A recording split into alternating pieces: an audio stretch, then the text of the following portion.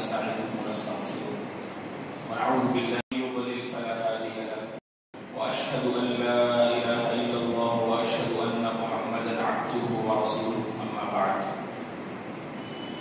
فأعوذ بالله من الشيطان الرجيم بسم الله الرحمن الرحيم يا أيها الذين آمنوا اتقوا الله حق تقاته ولا تموتن إلا وأنتم مسلمون يا أيها الناس اتقوا ربكم الذي خلقكم من نفس واحدة وخلق منها زوجها وبث منهما رجالا كثيرا ونساء واتقوا الله الذي تساءلون به والأرحام إن الله كان عليكم رقيبا يا أيها الذين آمنوا اتقوا الله وقولوا قولا سديدا يصلح لكم أعمالكم ويغفر لكم ذنوبكم ومن يطع الله ورسوله فقد فاز فوزا عظيما أما بعد فإن خير الحديث كتاب الله وخير الهدي هدي محمد صلى الله عليه وسلم وشر الأمور محدثاتها وكل محدثة بدعة وكل بدعة ضلالة وكل ضلالة في النار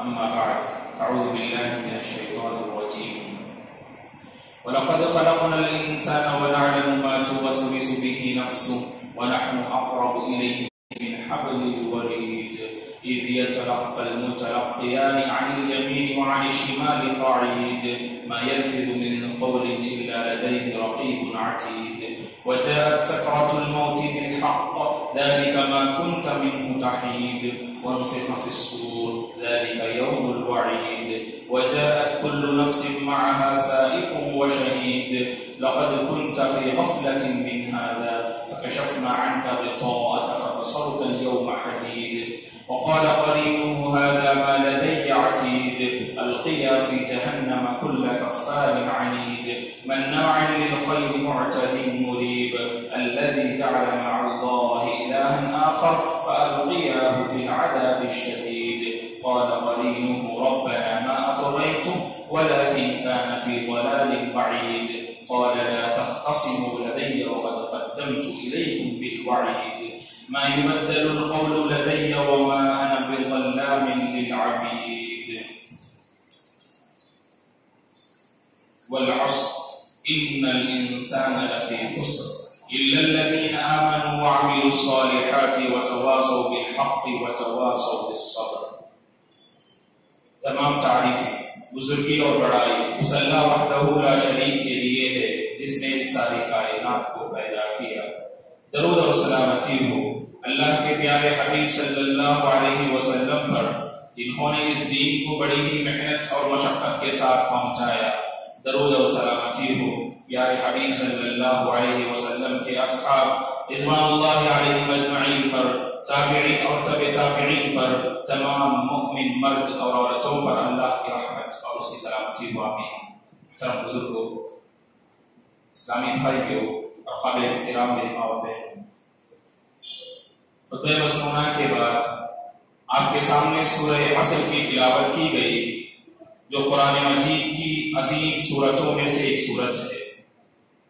یہ سورت اس لیے عظیم ہے کہ دین کا خلاصہ اس میں پیش کیا گیا، کامیابی کا راستہ اس سورت میں بتایا گیا، خوشگوار زندگی کے اصول اس سورت میں پیش کیے گئے. ایک مومن کی زندگی کیسے ہونی چاہیے اور ایک مومن زندگی کیسے بسر کرے تو اس سلسلے میں اللہ تبارک و تعالیٰ نے اس سورت میں رہنمائی کی ہے. اسی لیے امام شافعی رحمۃ اللہ علیہ نے اس سورت کے متعلق کہا، آپ کا وہ مشہور قول جو اس سورت کے متعلق ہے کہ آپ فرماتے ہیں لو ما انزل اللہ حجۃ علی خلقہ الا هذه السورۃ لکفتهم. لو ما انزل اللہ حجۃ علی خلقہ الا هذه السورۃ لکفتهم، کہ اللہ تبارک و تعالی انسانیت صحیح راہ پانے کے لیے، انسانیت نجات پانے کے لیے، انسان جیسی زندگی بسر کرنے کے لیے اگر اللہ تبارک و تعالی اس ایک سورت کو نازل فرماتا تو کافی ہوتا انسانیت کی رہنمائی کے لیے. مطلب یہ ہے کہ قرآن مجید کا ایک عظیم ذخیرہ کہ اس میں سورہ عصر کی اس قدر اہمیت ہے کہ کہ اگر انسانیت صحیح راہ پر پانا چاہتی ہے، کامیاب زندگی اگر گزارنا چاہتی ہے، تو گویا کہ اس صورت پر اگر عمل پیرا ہو جائے تو انسانیت کی کامیابی کے لیے کافی۔ اس کا یہ مطلب نہیں کہ قرآن مجید کی جو بقیہ آیتیں، قرآن مجید کی جو بقیہ صورتیں ہیں ان کی کوئی ضرورت نہیں، بلکہ امام شافعی رحمۃ اللہ علیہ، جیسا کہ امام ابن قیم رحمۃ اللہ علیہ فرماتے ہیں کہ اس کی اہمیت اور اس کے اندر جو عظیم مضامین بیان کیے گئے ہیں، تو اس کی اہمیت کو بتانے کے لیے امام شافعی رحمۃ اللہ علیہ نے کہا کہ اگر اللہ تبارک و تعالیٰ صرف اس ایک سورت کو نازل کرتا تو انسانیت کی ہدایت کے لیے کافی ہے۔ یہ عظیم سورت ہے۔ اللہ تبارک و تعالیٰ نے سورت کی ابتدا میں کہا کہ والعصر، زمانے کی قسم، عصر کی قسم، تو اس سے پتا چلا کہ انسان کو وقت کی قدر کرنی چاہیے، زمانے کو غنیمت جاننا چاہیے، اور زندگی کی انسان کو قدر کرنی چاہیے، اس لیے کہ اللہ تبارک و تعالیٰ زمانے کی قسم کھا رہے ہیں۔ اور مفسرین نے کہا کہ قرآن مجید میں اللہ تبارک و تعالیٰ جہاں کہیں قسم کھاتا ہے تو دو چیزیں اس سے معلوم ہوتی ہیں اور دو باتیں سمجھ میں آتی ہیں، اور یہ اللہ تبارک و تعالیٰ کی ذات ہے۔ اپنی مخلوقات میں سے جس کسی پر وہ جو قسم کھا سکتا ہے اللہ تبارک و تعالیٰ، لیکن مخلوق کو اس بات کا حکم دیا گیا، ہم بندوں کو اس بات کی تعلیم دی گئی کہ ہم اگر قسم کھائیں تو صرف اللہ کی ذات پر قسم کھانا چاہیے، اللہ کی اسماء و صفات پر قسم کھانا چاہیے، غیر اللہ کے نام پر قسم نہ کھائیں۔ اللہ کے علاوہ اور چیزوں پر قسم کھانے سے منع کیا گیا، صرف اللہ کی ذات پر قسم کھانا چاہیے، جیسا کہ پیارے حبیب صلی اللہ علیہ وسلم نے فرمایا من کان حالفا فلیحلف باللہ، کہ جو بندہ اگر قسم کھانا چاہتا ہے اسے چاہیے کہ اللہ کے نام پر قسم کھائے، اور آپ نے یہ فرمایا من حلف بغیر اللہ فقد اشرک، جو اللہ کے علاوہ غیر اللہ کے نام پر قسم کھاتا ہے گویا کہ اس بندے نے شرک کیا۔ اور اللہ تبارک و تعالیٰ جس کسی پر چاہے قسم کھا سکتا ہے۔ قرآن مجید کو آپ پڑھ کر دیکھیے، اللہ تبارک و تعالیٰ نے مختلف چیزوں پر قسم کھائی ہے، مختلف مخلوقات پر اللہ تبارک و تعالیٰ نے قسم کھائی ہے، کبھی زمانے پر اور کبھی مکان پر اللہ تبارک و تعالیٰ نے قسم کھائی۔ کہیں فرمایا والشمس، کہیں کہا کہ والقمر، کہیں کہا واللیل، اور کہیں کہا والضحیٰ۔ تو اس سے ہمیں پتا چلا کہ اللہ تبارک و تعالیٰ جس کسی پر قسم کھاتا ہے، اور اللہ تبارک و تعالیٰ کسی مخلوق پر اگر قسم کھائے تو اس سے دو باتیں سمجھ میں آتی ہیں۔ پہلی بات یہ کہ جس چیز پر قسم کھائی جا رہی ہے وہ چیز اللہ تبارک و تعالیٰ کے نزدیک بہت ہی اہمیت والی چیز ہوا کرتی ہے، اسی لیے اللہ تبارک و تعالیٰ نے اس چیز کی قسم کھائی۔ اور اللہ نے مختلف مقامات پر زمانے کی قسم کھائی ہے دوستو، کہیں کہا والفجر، قسم ہے فجر کے وقت کی، کہیں کہا والضحیٰ، قسم ہے چاشت کے وقت کی، کہیں کہا والنہار، قسم ہے دن کی، تو کہیں کہا والعصر، قسم ہے عصر کے وقت کی، تو کہیں کہا واللیل، قسم ہے رات کی۔ تو اس سے ہمیں پتا چلا زمانے پر اللہ تعالیٰ قسم کھاتے ہیں تو مطلب یہ ہے کہ زمانے کی اللہ کے پاس قدر و منزلت ہے، وقت کی اللہ تعالیٰ کے پاس قدر و منزلت ہے، اسی لیے اللہ تعالیٰ نے زمانے پر قسم کھائی ہے۔ تو اسی لیے ہم بندوں کو چاہیے کہ زمانے کی قدر و قیمت کو جانیں۔ اور دوسری بات جو سمجھ میں آتی ہے وہ یہ کہ قسم کے بعد جو بات بتائی جاتی ہے، قسم کے بعد جو بات بتائی جاتی ہے وہ بہت ہی اہمیت والی بات ہوا کرتی ہے اللہ تبارک و تعالیٰ کے پاس، اسی لیے پروردگار قسم کھاتے ہیں۔ اس زمانے کی قسم سے مراد زمانے کی قدر جاننا بہت ضروری ہے دوستو، خاص کر آج کے اس زمانے میں ہم دیکھ رہے ہیں کہ کس قدر زمانہ تیزی سے گزر رہا ہے۔ یہ تقارب زمان، یہ زمانے کی تیزی، زمانے کی قربت، یہ قیامت کی نشانیوں میں سے ایک نشانی ہے۔ پیارے حبیب صلی اللہ علیہ وسلم نے فرمایا، راوی حدیث ابو ہریرہ عبد الرحمن بن صخر الدوسی رضی اللہ عنہ ہے، صحیح بخاری کی روایت ہے، اللہ کے رسول صلی اللہ علیہ وسلم نے فرمایا لا تقوم الساعة حتى يقبض العلم وتكثر الزلازل ويتقارب الزمان۔ اللہ کے رسول صلی اللہ علیہ وسلم فرماتے ہیں قیامت اس وقت تک قائم نہیں ہوگی جب تک کہ علم کو اٹھانا لیا جائے، جب تک کہ علم کو اٹھانا لیا جائے۔ اور دوسری نشانی آپ نے یہ بتائی کہ قیامت کے قریب زلزلے زیادہ ہوں گے، ہر جگہ زلزلے زیادہ ہوں گے۔ اور آپ نے تیسری نشانی یہ بتائی کہ قیامت کے قریب زمانہ بڑی تیزی سے گزرنے لگے گا، زمانہ بڑی تیزی سے گزرنے لگے گا۔ اور آج ہم اسے محسوس کرتے ہیں دوستو، دنیا کا ہر مسلمان اس بات کو محسوس کرتا ہے کہ زمانہ کس قدر تیزی سے گزر رہا ہے، کہ ابھی ہم رمضان کا استقبال کر رہے تھے، رمضان کی گھڑیوں کا ہم انتظار کر رہے تھے، رمضان کی عظیم ساعتوں کا ہم انتظار کر رہے تھے، دیکھتے ہی دیکھتے رمضان کا مہینہ ہم سے رخصت ہوا، رمضان کی عظیم ساعتیں ہم سے رخصت ہوئی۔ یہ ہر انسان اسے محسوس کرتا ہے دوستو، دنیا کا ہر مسلمان اپنے دل میں سے محسوس کرتا ہے، اور بہت سارے لوگ اپنی زبان سے کہتے ہیں رمضان تو ابھی آیا، اور گویا کہ کس قدر تیزی کے ساتھ پلک جھپکنے کے برابر یہ رمضان کا مہینہ ہم سے رخصت ہو چکا۔ یہ ہر ذی شعور اس بات کو محسوس کرتا ہے۔ تو اس سے ہمیں پتا چلا اس زمانے کی یہ تیزی اور زمانے کی یہ رفتار اور وقت کا اس قدر تیزی سے گزرنا یہ قیامت کی نشانیوں میں سے ایک نشانی ہے۔ تو ہمیں چاہیے کہ زندگی کی قدر و قیمت کو سمجھیں اور زندگی کو اللہ کی بندگی میں تحویل کرنے کی کوشش کریں، اور یاد رکھیں یہ قیامت کی نشانیوں میں سے ایک نشانی ہے کہ اس قدر زمانے کا تیزی سے گزرنا۔ مسند احمد کی صحیح روایت ہے، ابو ہریرہ رضی اللہ عنہ اس حدیث کے راوی ہیں، اللہ کے رسول صلی اللہ علیہ وسلم نے فرمایا کہ زمانہ کیسے تیزی سے گزرے گا، لا تقوم الساعة حتى يتقارب الزمان فتكون السنة كالشهر ويكون الشهر كالجمعة وتكون الجمعة كاليوم ويكون اليوم كالساعة۔ آپ صلی اللہ علیہ وسلم نے زمانے کی تیزی کو بتاتے ہوئے کہا کہ قیامت اس وقت قائم نہیں ہوگی جب تک کہ زمانہ تیزی سے نہ گزرنے لگے۔ اور زمانہ کیسے تیزی سے گزرے گا اور وقت کی رفتار کیسے ہوگی، وقت میں تیزی کیسے ہوگی، آپ نے اس کی وضاحت کرتے ہوئے فرمایا کہ سال مہینے کے برابر اور مہینے ہفتے کے برابر اور ہفتے دن کے برابر اور دن گھنٹوں کے برابر اور گھنٹے سیکنڈوں کے برابر گزرنے لگیں گے۔ آج ہم دیکھتے ہیں مہینہ کس قدر ہفتے کے برابر تیزی سے گزر رہا ہے، اور ہفتے کیسے دن کے برابر تیزی سے گزر رہے ہیں، اور دن گھنٹوں کے برابر کیسے تیزی سے گزر رہا ہے۔ یہ ہم میں سے ہر ذی شعور سے محسوس کر رہا ہے دوستو۔ تو اس سے ہمیں پتا چلا کہ وقت کی قدر کریں، یہ زندگی اللہ تبارک و تعالیٰ کی ایک امانت ہے، اس زندگی کو جہاں تک ہو سکے اس کی بندگی میں تبدیل کرنے کی کوشش کرنی چاہیے۔ اسی لیے اللہ تبارک و تعالیٰ نے اس سورت کے ابتدا میں وقت کی قسم کھائی تاکہ بندے پہچان لیں کہ وقت کی اللہ کے پاس قدر و منزلت ہے، تو ہمارے پاس بھی اس وقت کی قدر و منزلت ہونی چاہیے۔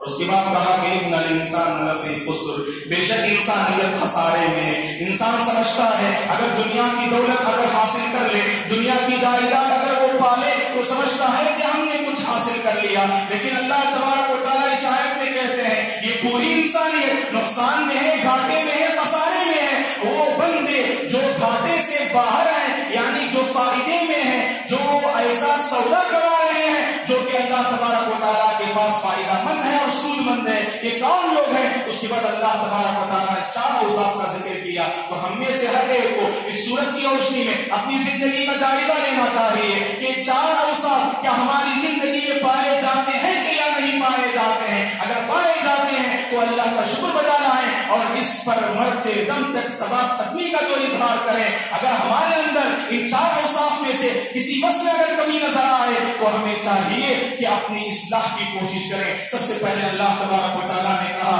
وہ کون لوگ ہیں جو فائدے میں ہیں، جن کی زندگی نقصان سے باہر ہے، نقصان سے ہٹ کر ہے۔ سب سے پہلے اللہ تبارک و تعالیٰ نے کہا الا الذین آمنوا، وہ لوگ جو ایمان لائے۔ ایمان سب سے عظیم دولت ہے دوستو، ایمان سب سے عظیم دولت ہے۔ اس دنیا کی نعمتوں کا اگر ایمان سے مقابلہ کیا جائے تو ساری نعمتیں ہیش نظر آئیں گی اور معمولی نظر آئیں گی اس نعمت ایمان کے مقابلے میں۔ اس نعمت ایمان سے جو سرفراز ہے گویا کہ اللہ کی سب سے بڑی رحمت ان بندوں پر ہے جنہیں اللہ تبارک و تعالیٰ نے راہ ہدایت سے نوازا، صراط مستقیم سے نوازا، نعمت اسلام سے نوازا۔ تو یہ ایمان یہ سب سے بڑی نعمت ہے جو اللہ تبارک و تعالیٰ نے ہمیں عطا کیا ہے۔ ہم نے اللہ سے نہیں مانگا، ہم نے اللہ سے ایمان کو نہیں مانگا، بن مانگے اللہ تعالیٰ نے ہمیں یہ ایمان عطا کیا ہے۔ تو اس ایمان کی قدر جاننے کی ضرورت ہے، اس ایمان پر مرتے دم تک ثابت قدم رہنے کی ضرورت ہے۔ جیسا کہ اللہ کے رسول صلی اللہ علیہ وسلم صحابہ اکرام سے فرماتے تھے کہ وَإِن قُتِلْتَ وَإِن حُرِّقْتَ، اگر تمہیں قتل کر دیا جائے، اگر تمہیں جلا بھی دیا جائے، لیکن کبھی ایمان کا سودا نہ کرنا، کبھی ایمان سے باز نہ آنا، ہمیشہ ایمان پر ڈٹ کر رہنا، ہمیشہ ایمان پر ثابت قدم رہنا۔ یہ اللہ کے رسول صلی اللہ علیہ وسلم صحابہ اکرام رضوان اللہ علیہ اجمعین کو تعلیم دیا کرتے تھے کہ اگر تمہیں قتل کیا جائے، اگر تمہیں چلا بھی دیا جائے، لیکن کبھی دنیا کے مقابلے میں آخرت کا سودا نہ کرنا، کبھی کفر کے مقابلے میں ایمان کا سودا نہ کرنا بلکہ ہمیشہ ایمان پر ثابت قدم رہنے کی کوشش کرنی چاہیے۔ آج کے اس پرفتن دور میں جب انسان گھر سے باہر نکلتا ہے تو فتنے اس کا استقبال کرتے ہیں دوستو۔ تو آج کے اس زمانے میں ہم میں سے ہر ایک مسلمان کو اپنے ایمان کی حفاظت کرنے کی ضرورت ہے، اپنے ایمان کی حفاظت کی اللہ سے مطالبہ کرنے کی ضرورت ہے۔ پیارے حبیب صلی اللہ علیہ وسلم اور صحابہ اکرام اور انبیاء اکرام علیہ السلام کی زندگی کو پڑھ کر دیکھیں، آپ کو پتا چلے گا انہوں نے ایمان کی کیسی حفاظت کی اور اس ایمان کی حفاظت کی خاطر وہ اللہ سے کیسی دعائیں کرتے تھے۔ یہ اللہ کے رسول صلی اللہ علیہ وسلم ہے جو اللہ سے مانگتے ہیں، یا مقلب القلوب یا مقلب القلوب ثبت قلبی علی دینک، اے دلوں کے پھیرنے والے، اے دلوں کو بدلنے والے، تو میرے دل کو تیرے دین پر ثابت قدم رکھ۔ وقت کے نبی رحمت للعالمین سید المرسلین کا حال دیکھیے، اللہ کے پاس کیا مانگ رہے ہیں؟ ایمان پر ثابت قدم رہنے کی دعا اللہ تعالیٰ سے کر رہے ہیں۔ اور وقت کے جلیل القدر پیغمبر ابراہیم علیہ السلام اللہ تبارک و تعالیٰ سے کیا مانگتے ہیں؟ وَجُنُبْنِي وَبَنِيَّ أَن نَّعْبُدَ الْأَصْنَامَ وَجُنُبْنِي وَبَنِيَّ أَن نَّعْبُدَ الْأَصْنَامَ، اے پروردگار تو مجھے اور میری اولاد کو بتوں کی پرستش سے بچا، بتوں کی عبادت سے بچا۔ ایسے جلیل القدر پیغمبر جن کے بارے میں خود رب کائنات نے گواہی دی وہ دین حنیف پر قائم ہے، انہوں نے کبھی زندگی میں شرک نہ کیا، وہ توحید پر قائم ہے، وہ صحیح دین پر قائم ہے۔ ایسے جلیل القدر پیغمبر اللہ سے مانگتے ہیں تو کیا مانگتے ہیں؟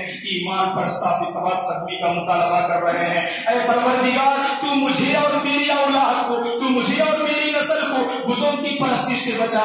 دوستو ہم میں سے ہر ایک کو تھوڑا سوچنا چاہیے، کیا کبھی ہم نے اللہ سے اس قسم کی دعائیں کی ہیں؟ ہم تو دنیا کے لیے بہت کچھ مانگتے ہیں اور مانگنا بھی چاہیے، اللہ نے ہمیں مانگنا سکھایا ہے۔ ربنا آتنا فی الدنیا حسنہ، دنیا کے لیے بھی مانگے، اپنے بیوی بچوں کے لیے بھی مانگے اور تجارت کے لیے بھی مانگے، لیکن یاد رکھیں آخرت کو نہ بھولیں۔ اپنے ایمان میں ثبات قدمی کا مطالبہ کرنے سے گویا کہ ہم جو نہیں بولنا چاہیے، وقت کے نبی اللہ سے مانگ رہے ہیں، اے پروردگار تو مجھے بتوں کی عبادت سے بچا۔ آج انسان گھر سے باہر نکلتا ہے تو دیکھتا ہے اپنی آنکھ سے کہ کتنے ایسے لوگ ہیں جو اللہ کو چھوڑ کر غیر اللہ کے سامنے اپنا سر جھکاتے ہیں، غیر اللہ کی پرستش کرتے ہیں، غیر اللہ سے مانگتے ہیں۔ ایسے ماحول میں انسان اپنے ایمان کی حفاظت کرے، یہ وقت کا بہت بڑا چیلنج ہے دوستو، یہ وقت کا بہت بڑا چیلنج ہے۔ تو ایسی صورت میں ہمیں اللہ سے مانگنا چاہیے، اے پروردگار تو مجھے تیرے دین پر ثابت قدم رکھ، تو ایمان سے تو نے نوازا ہے، بن مانگے تو نے مجھے سب سے بڑی نعمت عطا کیا ہے، اس ایمان پر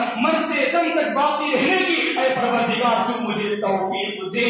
یہ دعائیں ہم اللہ تبارک و تعالیٰ سے کرنی چاہیے، اس لیے کہ یہ سب سے بڑی نعمت ہے جو اللہ تبارک و تعالیٰ نے ہمیں عطا کیا ہے۔ اور اس کے بعد کہا کہ وَعَمِلُوا الصَّالِحَاتِ، وہ لوگ جو خسارے سے باہر ہیں، جو نقصان سے باہر ہیں، جن کی زندگی فائدہ ہی فائدہ ہے، وہ لوگ جو ایمان لائے اور نیک عمل کیے۔ تو اس سے ہمیں پتا چلا ایمان صرف زبانی دعوے کا نام نہیں، ایمان صرف زبانی دعوے کا نام نہیں، کلمے کا اقرار کا نام ایمان نہیں، بلکہ عملی زندگی سے اس ایمان کا رشتہ ہونا چاہیے، عملی زندگی سے اس ایمان کا تعلق ہونا چاہیے۔ وہ مسلمان کامل مسلمان نہیں اور وہ مومن کامل مومن نہیں ہو سکتا جس نے صرف زبانی دعوے کا اقرار تو کیا لیکن عملی زندگی میں اور عملی میدان میں کوتاہ نظر آتا ہو، سست نظر آتا ہو، اور عمل کے میدان میں اگر انسان غافل ہو تو گویا کہ اس کا ایمان مکمل نہ ہوا۔ تو اس لیے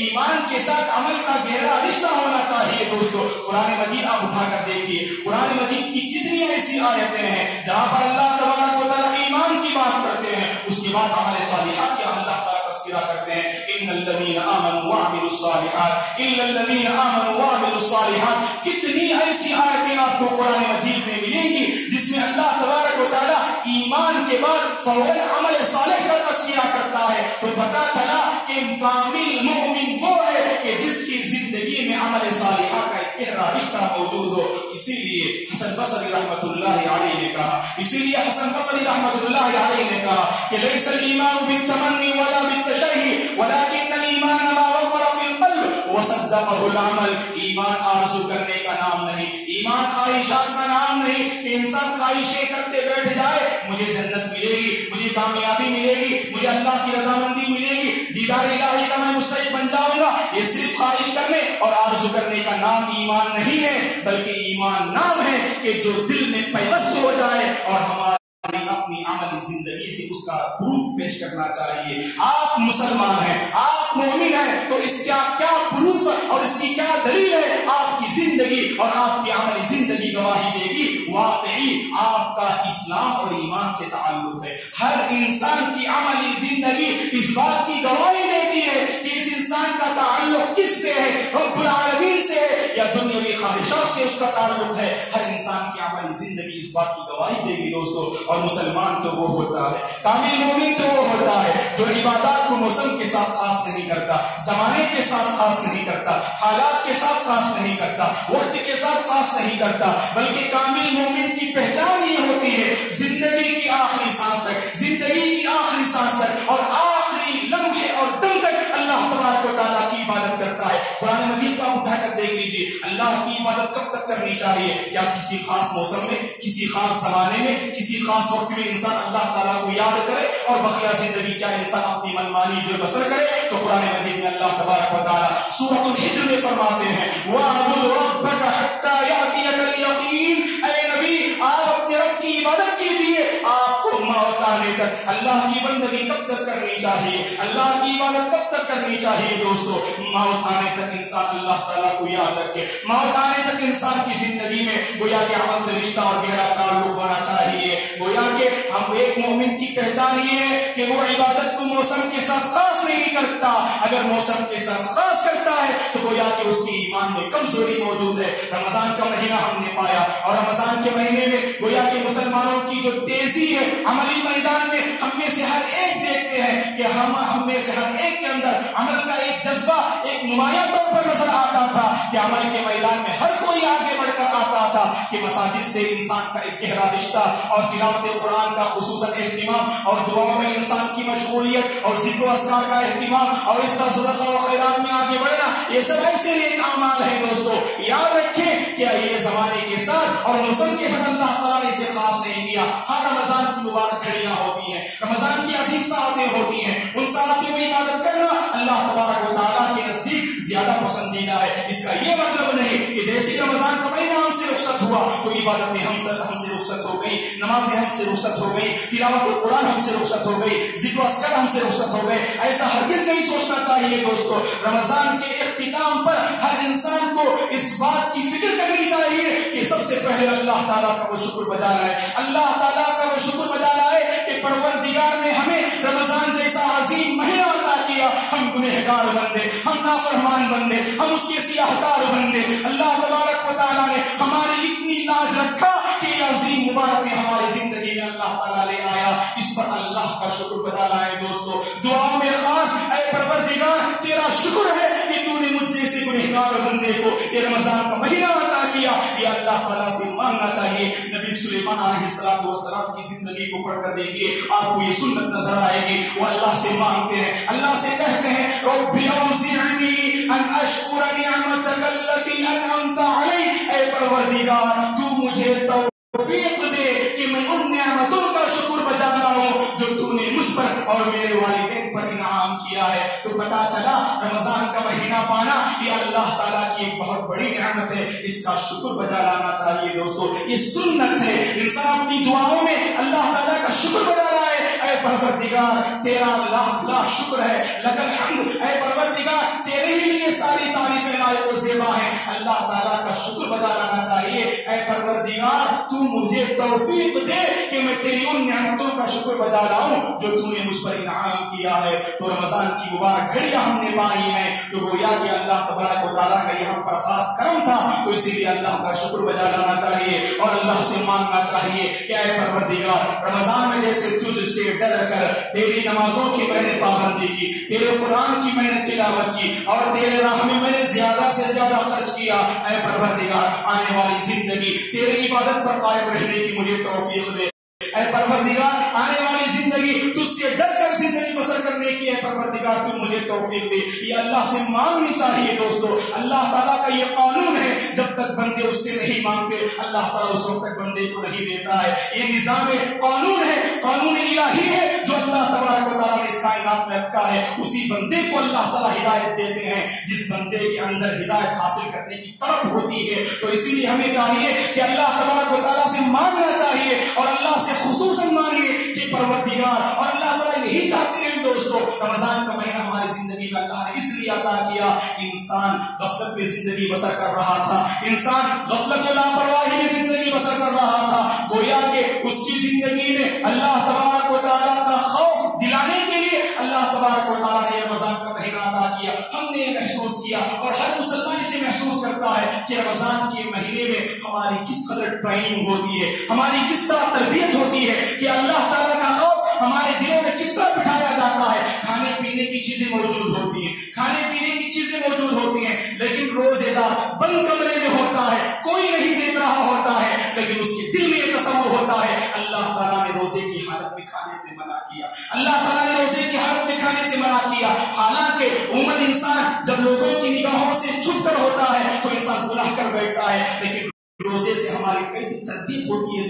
دیکھیے دوستو کہ انسان بند کمرے میں ہوتا ہے, کھانے پینے کی چیزیں ہوتی ہیں, نفس میں خواہش پیدا ہوتی ہے کہ کسی طرح ہاتھ بڑھا کر اسے اٹھا لے اور اپنے منہ میں لے لے, لیکن انسان ایسا کیوں نہیں کرتا؟ اس لیے نہیں کرتا کیونکہ اللہ تعالیٰ کا خوف اس کے دل میں ہوتا ہے. اللہ تعالیٰ دیکھ رہا ہے, اللہ کی نگرانی ہو رہی ہے, کوئی دیکھے یا نہ دیکھے لیکن رب العالمین کی ذات تو دیکھ رہی ہے. یہی تو اللہ تعالیٰ ہم سے چاہتے ہیں کہ زندگی کے ہر معاملے میں, زندگی کے ہر پہلو میں اس تصور کے ساتھ ہم سے زندگی بسر کرنی چاہیے کہ برائی کا انسان کو موقع ملے, لوگ دیکھیں یا نہ دیکھیں, لیکن یہ تصور قائم کریں اللہ تعالیٰ دیکھ رہا ہے اور اللہ کی نگرانی ہو رہی ہے. اس تصور اور اس احساس کے ساتھ زندگی بسر کرنی چاہیے. یہی تو اللہ تعالیٰ ہم سے چاہتے ہیں اس رمضان کے ذریعے سے. تو خشیت الہی کے ہم وارث بننا چاہیے, خشیت الہی ہمارے دلوں میں پیدا کرنے کی ضرورت ہے دوستو. اور یاد رکھیں جیسے رمضان میں ڈر کر ہم نے گناہوں سے اپنے آپ کو باز رکھا, نمازوں کی ہم نے پابندی کی, تلاوت قرآن کا ہم نے اہتمام کیا, ذکر و اذکار میں ہمارا خاص کردار رہا, اور اللہ کی راہ میں ہم نے زیادہ سے زیادہ خرچ کیا, تو آنے والے ایام میں بھی اللہ سے عہد کرنا چاہیے کہ اے پروردگار تو مجھے آنے والے ایام بھی رمضان کی طرح تجھ سے ڈرنے, نمازوں کو قائم کرنے اور زیادہ سے زیادہ قرآن مجید پڑھنے اور تجھے کثرت سے یاد کرنے کے پروردگار تو مجھے توفیق دے. یہ اللہ تبارک و تعالیٰ سے مانگنا چاہیے. خصوصاً دوستو رمضان کا مہینہ جب ہم نے دیکھا, اور ہر مسلمان اسے محسوس کرتا ہے کہ مساجد بھری ہوئی ہوتی ہیں, مسجدوں میں مصلیوں کی بہت بڑی تعداد نظر آتی ہے, تو کوشش کرنی چاہیے دوستو کہ مساجد سے انسان اگر تعلق قائم ہو جائے ہماری بہت ساری برائیاں ختم ہو سکتی ہیں. جیسا کہ اہل علم نے کہا کہ اگر ایک انسان کا مسجد سے اگر گہرا رشتہ اور تعلق ہو جائے تو سمجھ لیجیے کہ اس کی زندگی میں بہت ساری برائیاں ختم ہو جائیں گی. تو ہمیں چاہیے کہ مسجد سے ہمارا خاص تعلق ہونا چاہیے. ایسا نہ ہو کہ ہم نے مسجد کو زمانے کے ساتھ, موسم کے ساتھ اور حالات کے ساتھ ہم نے خاص کر دیا اور اس کے بعد اپنی منمانی زندگی بسر کر رہے ہیں. ایسا نہیں ہونا چاہیے. علامہ اقبال کی زبانی اگر میں کہوں کہ مسجد تو بنا دی شب بھر میں ایمان کی حرارت والوں نے, مسجد تو بنا دی شب بھر میں ایمان کی حرارت والوں نے, من اپنا پرانا پاپی ہے برسوں سے نمازی بن نہ سکا. ہمارا ایسا حال نہ ہونا چاہیے. گفتار کے ساتھ کردار کے غازی بننے کی ضرورت ہے. ہم بہت ساری باتیں جانتے ہیں اور رمضان میں بہت ساری نصیحتیں ہم نے سنی, اور دین کا ایک تو عظیم تحفہ ہم نے رمضان میں حاصل کیا مختلف بیانات اور مختلف پروگرام میں شرکت کر کے. تو کوشش کریں دوستو آنے والی زندگی بھی اللہ تبارک و تعالیٰ سے ڈر کر بسر کرنے کی کوشش کرنی چاہیے. اور خصوصاً جب عید کا دن ہوتا ہے تو انسان اللہ تعالیٰ کو نہیں بھولتا ہے. یہی تو ہوتا ہے دوستو ایک مومن کی پہچان کہ وہ کسی بھی حال میں اللہ تعالیٰ کو نہیں بھولتا. جیسے مصیبت کے موقع پر, پریشانی کے موقع پر وہ اللہ کو یاد کرتا ہے, تو خوشی کے موقع پر بھی وہ اللہ کو یاد کرتا ہے اور کہتا ہے یہ جو خوشی مجھے حاصل ہوئی ہے یہ رب العالمین کی کرم فرمائی ہے, یہ اسی کا فضل ہے, یہ اسی کی نعمت ہے. اسی لیے قرآن مجید میں اللہ تبارک و تعالیٰ نے کہا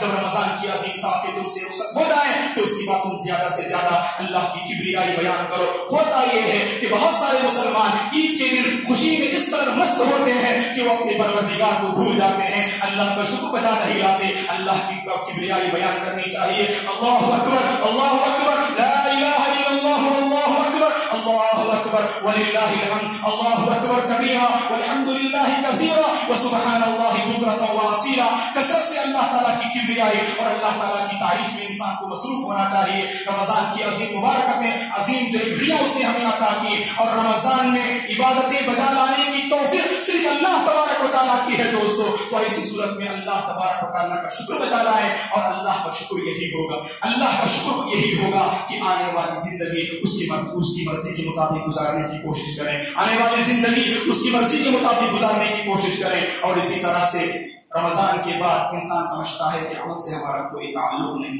اسی لیے اللہ کے رسول صلی اللہ علیہ وسلم نے اپنی امت کو شوال کے 6 روزے رکھنے کا حکم دیا ہے.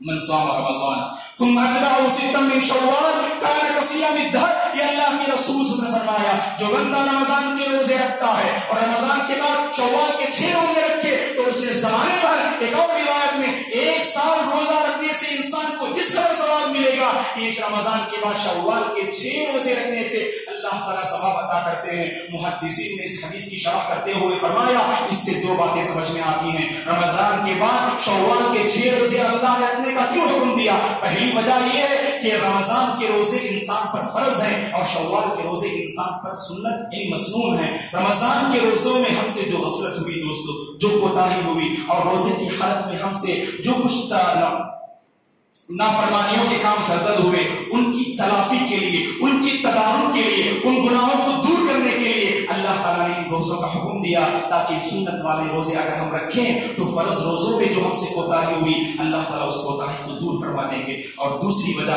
اللہ تعالیٰ رمضان کے بعد شوال کے 6 روزے رکھنے کا اس لیے اللہ تعالیٰ نے حکم دیا تاکہ بندہ یہ جان لے کہ عمل کا سلسلہ رمضان تک نہیں بلکہ زندگی کی آخری سانس تک عمل کا سلسلہ ہونا چاہیے, عمل سے انسان کا تعلق ہونا چاہیے. اسی لیے انسان کو اللہ تبارک و تعالیٰ نے حکم دیا کہ رمضان کے بعد جب شوال کا مہینہ آئے تو رمضان شوال کے 6 روزے رکھنی چاہیے. اب یہ 6 روزے کیسے رکھیں؟ کیا یہ کنٹینیو 6 روزے رکھیں یا جو ہے آپ شوال کا مکمل مہینہ گیپ دے کر رکھ سکتے ہیں؟ جیسا کہ اہل علم نے کہا چاہیں تو آپ عید کے دن سے فارغ ہونے کے بعد 6 دن آپ مسلسل روزے رکھیں, یا نہیں تو شوال کا مکمل مہینہ آپ کے پاس موجود ہے, شوال کا مکمل مہینہ آپ کے پاس موجود ہے تو انسان کی جیسی سہولت ہے کہ 2 دن روزے رکھے پھر 3 دن چھوڑ دے پھر اس کے بعد روزے رکھے, لیکن شوال کا مہینہ ختم ہونے سے پہلے ان 6 روزوں سے فارغ ہو جانا چاہیے. جیسا کہ اہل علم نے کہا خلاصہ کلام یہ ہے دوستو کہ رمضان کی جو مبارک گھڑیاں اللہ تبارک و تعالیٰ نے ہماری زندگی میں مقدر کر رکھی تھی وہ اسی لیے تاکہ آنے والی زندگی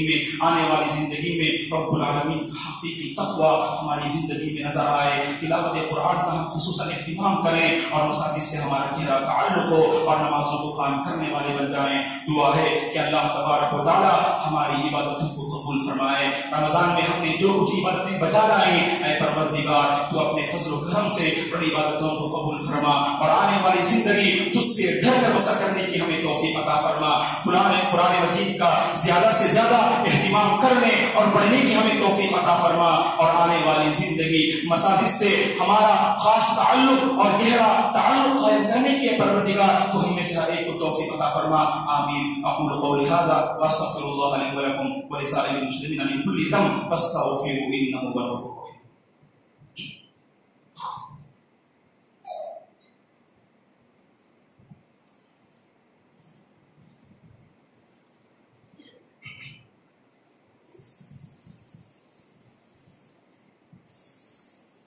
إن الحمد لله نحمده ونستعينه ونستغفره ونعوذ بالله من شرور أنفسنا ومن سيئات أعمالنا من يهده الله فلا مضل له ومن يضلل فلا هادي له وأشهد أن لا إله إلا الله وأشهد أن محمدا عبده ورسوله. أما بعد أعوذ بالله من الشيطان الرجيم بسم الله الرحمن الرحيم.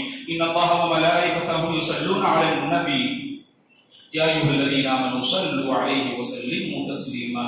اللهم صل على محمد وعلى آل محمد كما صليت على إبراهيم وعلى آل إبراهيم إنك حميد مجيد. اللهم بارك على محمد وعلى آل محمد كما باركت على إبراهيم وعلى آل إبراهيم إنك حميد مجيد. اللهم أعز الإسلام والمسلمين وأذل الشرك والمشركين.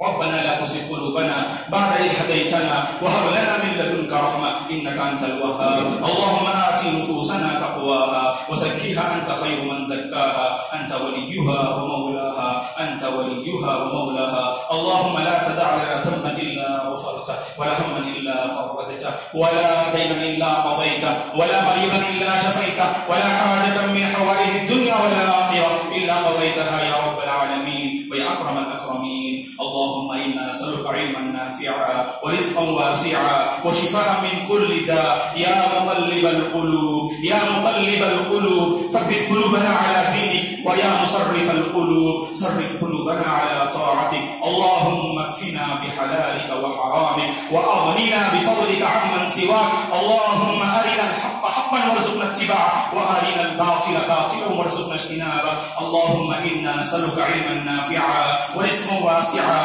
وشفاء من كل داء اللهم ارحم موتانا وموتى المسلمين اللهم اشف مرضانا ومرضى المسلمين اللهم اشف مرضانا ومرضى المسلمين اللهم إنا نسألك الهدى والتقى والعفاف والغنى عباد الله رحمني ورحمكم الله فاعوذ بالله من الشيطان الرجيم إن الله يأمر بالعدل والإحسان وإيتاء ذي القربى وينهى عن الفحشاء والمنكر والبغي يعظكم لعلكم تذكرون اذكروا الله العظيم يذكركم ولذكر الله تعالى أكبر والله يعلم ما تصنعون